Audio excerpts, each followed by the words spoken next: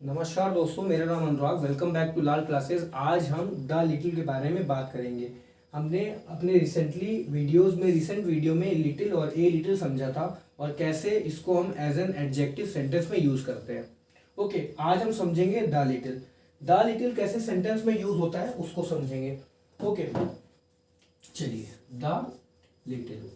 देखिए, the little का पहले तो मतलब क्या होता है सेंटेंस में वो समझ लेते हैं। अगर सेंटेंस में द लिटिल आ रहा है तो उसका मतलब क्या होगा पहले तो वो समझिए। नॉट मच मतलब कि ज्यादा नहीं, बट ऑल देयर इज, मगर जो भी है वो पूरा है।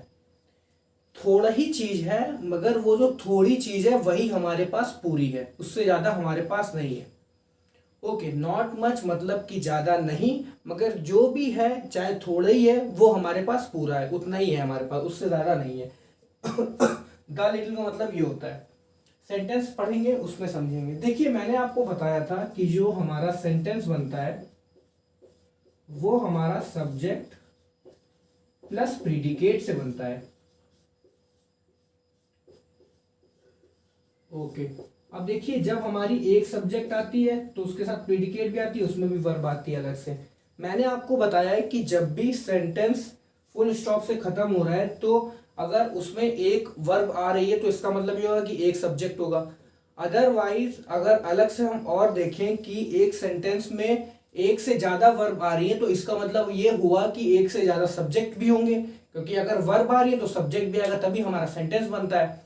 अगर एक सेंटेंस में एक से ज्यादा वर्ब आ रही है तो इसका मतलब ये है जो अलग से वर्ब आ रही है वो एक क्लॉज लेके आ रही है। मैंने आपको रिसेंटली क्लॉज भी बताया था कि क्या होता है, तो आप विजिट कर सकते हैं। व्हाट इज क्लॉज डालेंगे बाय लाल क्लासेस तो आपको दिख जाएगा वो वीडियो। ओके, नहीं तो आप मेरी प्लेलिस्ट में चेक कर सकते हैं, वहां पर आपको मिल जाएगा क्लॉज का मतलब क्या है।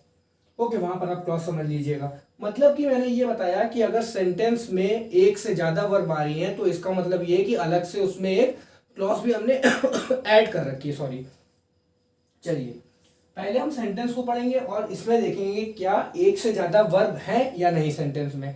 ओके, सेंटेंस है the little information he had was not quite reliable.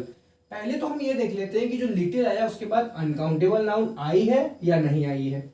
तो जो लिटिल है हमारा उसके बाद जो हमारी काउंट वो नाउन है वो इंफॉर्मेशन है, और इंफॉर्मेशन जो होती है वो अनकाउंटेबल नाउन होती है।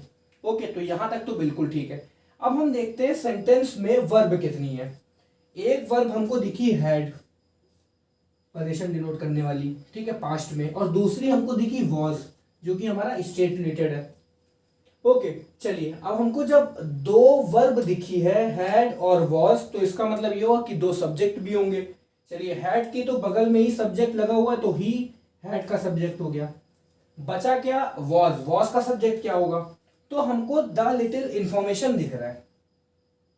द लिटिल इंफॉर्मेशन ये सब्जेक्ट ही है, और अगर हम इस ही हैड को हटा देंगे तो हमारे पास सेंटेंस क्या बचेगा, the little information was not quite reliable. ये पूरा एक सेंटेंस बन भी रहा है कि जो थोड़ी बहुत इंफॉर्मेशन है उतनी हमारे पास इंफॉर्मेशन जो थोड़ी बहुत है वो रिलायबल नहीं है।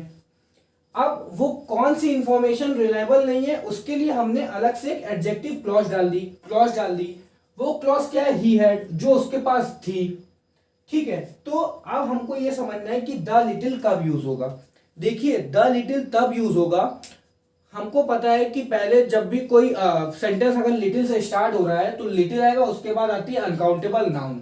अनकाउंटेबल नाउन के बाद अगर कोई अनकाउंटेबल नाउन के बाद ही कोई अगर क्लॉज अलग से डली है तो इसका मतलब यह है कि इस इंफॉर्मेशन को उसने डिफिनेट कर दिया, और जहां डिफिनेट कर दिया तो हम डिफिनेट आर्टिकल का यूज करेंगे द का।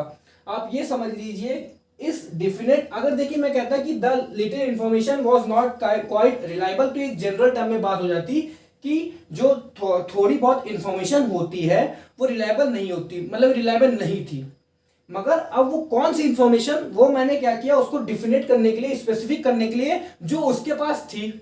अब जो उसके पास इंफॉर्मेशन थी तो वो एक डिफिनेट इंफॉर्मेशन होगी ना, कोई स्पेसिफिक इंफॉर्मेशन होगी।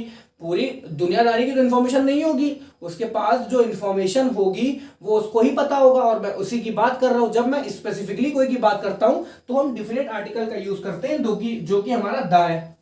ओके, तो आपने यहां पर ये समझा कि द कैसे आया, क्यों, क्योंकि हमने इंफॉर्मेशन को क्या किया, डिफिनेट कर दिया। किस तरीके से, एक इसके बाद क्लॉज लगा के। और जब भी हम नाउन के बाद कोई क्लॉज लगा देते हैं, एडजेक्टिव क्लॉज, एडजेक्टिव फ्रेज या ऐसे कुछ लगा देते हैं, तो जो नाउन जहां से स्टार्ट होती है उससे पहले हम दा लगा देते हैं डिफिनेट करने के लिए। तो हमको पता चल गया दा किस लिए है, क्योंकि डिफिनेट कर दिया। ओके, अब मैंने बताया है कि अगर यहां पर ही हैड ना होता तो हम दा नहीं लगा सकते थे, क्योंकि तब डिफिनेट ना होता, तब सिंपल होता कि little information was not quite reliable. ठीक है, या तो ये हो सकता था, या तो हो सकता था आ लिटिल इंफॉर्मेशन, या सिर्फ लिटिल इंफॉर्मेशन। अगर लिटिल इंफॉर्मेशन तो नेगेटिव मीनिंग देता, जैसे कि मैंने बताया कि ना के बराबर इंफॉर्मेशन रिलायबल नहीं की, तो मतलब नहीं बनता। तो एक ये बन सकता था कि आ लिटिल इंफॉर्मेशन, मतलब कि थोड़ी बहुत इंफॉर्मेशन रिलायबल नहीं थी। मगर मैंने यहाँ पर दा का यूज इसलिए किया है क्योंकि इसमें जो है वॉज नॉट क्वाइट रिलायबल के पहले इंफॉर्मेशन के बाद मैंने क्लॉज भी डाल दी, जिससे कि इस इंफॉर्मेशन को मैंने डिफिनिट कर दिया, स्पेसिफिक कर दिया। और जब मैं एक बीच में क्लॉज लगा दे रहा हूं और इस इंफॉर्मेशन को डिफिनिट कर दे रहा हूं, स्पेसिफिक कर दे रहा हूं, तो मैं दा यूज कर सकता हूं। ओके, तो इस तरीके से मैंने आपको बताया कि सेंटेंस में अगर अलग से कोई क्लॉज डाली जा रही है तो पहले तो हमारा काम यह है कि दा क्यों आया सेंटेंस में, पहले ये जान लेते हैं। दा इसलिए आएगा अगर हम कोई चीज को डिफिनेट कर दे रहे हैं, तो वो एक स्पेसिफिक चीज हो गई और उसके लिए हम दा आर्टिकल यूज कर सकते हैं। और लिटिल की बात कर रहे हैं तो लिटिल तो यूज करेंगे ही करेंगे। ओके, अब ये कैसे स्पेसिफिक हुई वो मैंने आपको बताया कि इसमें दो आपकी वर्ब आई हुई है। एक वर्ब आई है हैड और दूसरी आई है वॉज। हैड तो चलो ही का नाउन हो गई, अब वॉज के लिए नाउन क्या होगी, वॉज के लिए जो नाउन होगी वो होगी हमारी इंफॉर्मेशन।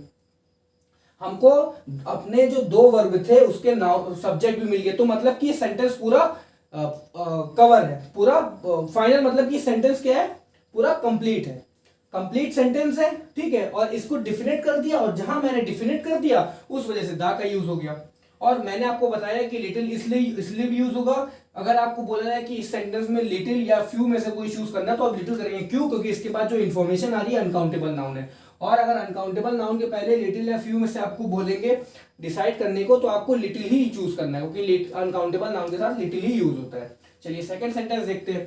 अब पहले सेकंड सेंटेंस को पढ़ेंगे और उसको एनालाइज करेंगे कि क्या इस सेंटेंस में भी दो वर्ब हैं या नहीं है।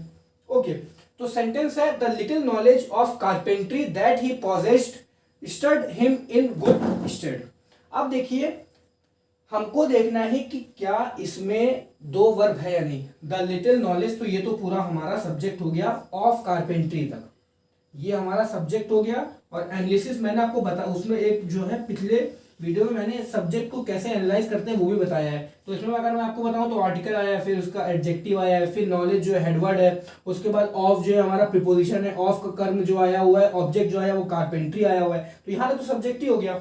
और उसके बाद फिर सब्जेक्ट के खत्म होते ही दैट ही पॉजेस से एडजेक्टिव क्लॉज स्टार्ट हो गई। अभी हमको ये ध्यान नहीं देना है, अभी हमको ये ध्यान देना है कि यहाँ पर वर्ब क्या है। पहली हमको वर्ब जो मिली वो पॉजेस्ड है, रखना। उसके बाद दूसरी वर्ब जो हमको मिली वो मिली तुरंत पॉजेस्ड के बाद स्टड। ठीक है, अब हमको क्या, ये जो दो वर्ब मिली है हिम इन गुड स्टेड, बस दो वर्ब मिली है, क्या इन दोनों के अलग अलग सब्जेक्ट है या नहीं, तो ये देख लेते हैं। पहला तो दिख गया हमको जो पॉजेस्ड है उसका वर्ब, वो सब्जेक्ट जो है वो ही है, एक का क्लियर हो गया। क्या स्टड जो है इसका हमको कोई हाँ, इसका कोई वर्ब दिख रहा है कि नहीं, तो हम क्या करते हैं दैट ही पॉजेस्ड को हटा देते हैं, क्योंकि ये क्लॉज है, इसको हटा देते हैं, हमारी हर चीज क्लियर हो जाएगी। इसको हटाया तो हमको ये दिखा कि जो लिटिल नॉलेज है कारपेंट्री की stud him in good state, तो इसका मतलब ये हुआ कि जो स्टेट का जो नाउन है वो सब्जेक्ट जो है हमारा वो ये है, नॉलेज है। मतलब कि जो थोड़ी बहुत नॉलेज जो भी उसके पास थी, वो थोड़ी बहुत नॉलेज उसने उसको ऐसी जगह पर खड़ा कर दिया, अच्छी जगह पर खड़ा कर दिया, अच्छी जगह पर पहुंचा दिया। ठीक है, अब वो कौन सी नॉलेज, उसके लिए मैंने क्या किया कि उसको डिफिनेट करने के लिए, उस नॉलेज को डिफिनेट करने के लिए मैंने अलग से एक क्या करी, क्लॉज डाल दी।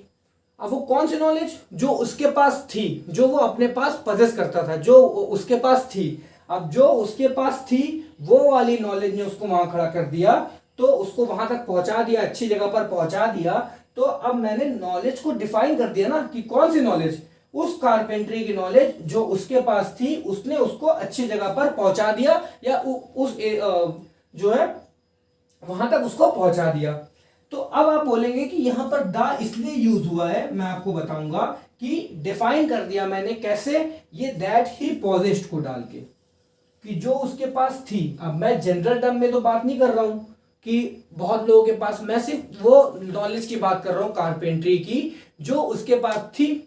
अब जब मैं वो नॉलेज की बात करूंगा जो उसके पास थी, तो ये मैंने डिफाइन कर दिया ना, और जब मैंने कोई चीज डिफाइन कर दिया तो मैं आर्टिकल, डेफिनेट आर्टिकल ही यूज करूंगा जो कि हमारा द है। तो आपको समझ में आया होगा कि हमने द लिटिल का यूज क्यों किया है। क्यों इसलिए किया है क्योंकि हमने इस सेंटेंस में पहली बात तो दो वर्ब पाए, और जब दो वर्ब पाए तो दो सब्जेक्ट भी होंगे, तो एक हमको ही मिला और दूसरा जो मिला नॉलेज मिला। ओके, और हमने देखिए इसको अगर आप देखेंगे तो अलग से इंसर्ट किया हुआ है इस पार्ट को। अगर इस पार्ट को हम निकाल देंगे तो सेंटेंस पूरा हो सकता है कि the little knowledge of carpentry stud him in good state, मगर फिर द नहीं आएगा। क्यों? क्योंकि अगर हम इस पार्ट को हटा देंगे तो ये बात तो डेफिनेट नहीं हो रही है ना, फिर डिफाइन कोई स्पेसिफिक नहीं कर रहा है। स्पेसिफिकली अगर हमको कोई चीज बतानी है, पॉइंट आउट करके बतानी है, तो द हम तभी यूज कर पाएंगे जब अलग से क्लॉज लगेगी उसको और स्पेसिफिक करने के लिए, उस पर और जोर देने के लिए, तभी हम द का यूज करेंगे। तो चलिए, मैं आशा करता हूं कि आपको समझ में आया होगा कि कैसे द लिटिल का सेंटेंस में यूज किया जाता है। पहले तो आपको क्या करना है, सेंटेंस को पढ़ना है, और उस सेंटेंस में पहले तो आपको वर्ब देखनी है। अगर एक वर्ब होगी तो फिर तो द लिटिल का यूज हो ही नहीं सकता। क्यों? क्योंकि द लिटिल तभी यूज होगा जब नाउन के बाद एक अलग से क्लॉज भी आई हो, और जब क्लॉज आएगी तो उसके साथ भी एक वर्ब आएगी। तो आपको ध्यान देना है, एक से ज्यादा वर्ब होंगी, एक से ज्यादा जब वर्ब होंगे तो सब्जेक्ट भी होंगे। अब हमको सब्जेक्ट भी ढूंढना है कहां कहां पर है, और जब हम सब्जेक्ट ढूंढ लेंगे तो उससे क्या होगा, जो मेन सब्जेक्ट होगा उसको स्पेसिफिक करने के लिए अलग से जो क्लॉज आएगी वो क्या करेगी, उस मेन नाउन को क्या करेगी, स्पेसिफिक करेगी। और उसी नाउन से पहले हम लिटिल से पहले द लगाएंगे क्योंकि उसने डेफिनेट कर दिया। तो हमने ये समझा कि सेंटेंस में कैसे द लिटिल को यूज करते हैं। ओके, अब इससे ही रिलेटेड हम कल एक एक्सरसाइज भी करेंगे जिसमें हम लिटिल, ए लिटिल और द लिटिल लेंगे, और फिर हम समझेंगे बहुत अच्छी तरीके से कि कैसे सेंटेंस में ए, वो लिटिल, आ लिटिल और द लिटिल का यूज किया जाता है। ओके, उससे बहुत अच्छे से क्लियर हो जाएगा कि कहां पर हम सेंटेंस में लिटिल, ए लिटिल और द लिटिल का यूज करते हैं। ये सब आपको बहुत ध्यान देना है क्योंकि ये सब कॉमन एरर्स में कॉम्पिटिटिव एग्जाम में बहुत पूछे जाते हैं। और अगर आप थोड़ी सी भी इसमें गलती कर देंगे तो आपके, अब तो वहां तो आप अगर थोड़ी सी भी गलती की तो पूरे पूरे मार्क्स करते हैं। ऐसा तो होता नहीं कि आपको थोड़े नंबर दे दे। कॉमन एरर्स में होता है अगर आपने गलती से भी कुछ और टिक कर दिया जो फॉलो नहीं कर रहा है रूल को, तो फिर जो है आपके नंबर कम हो जाएंगे। तो इसीलिए आपको ये चीज ध्यान देनी है, और कंपटीशन भी बहुत बढ़ गया है, तो ये सब आपको ध्यान में रखते हुए एक एक रूल को फॉलो करते हुए ग्रामर पे आपको अपनी पकड़ बनानी है। तो चलिए नेक्स्ट वीडियो में लिटिल, ए लिटिल और द लिटिल की एक्सरसाइज के साथ मिलते हैं। तब तक खुश रहिए, पढ़ते रहिए। Thank you so much.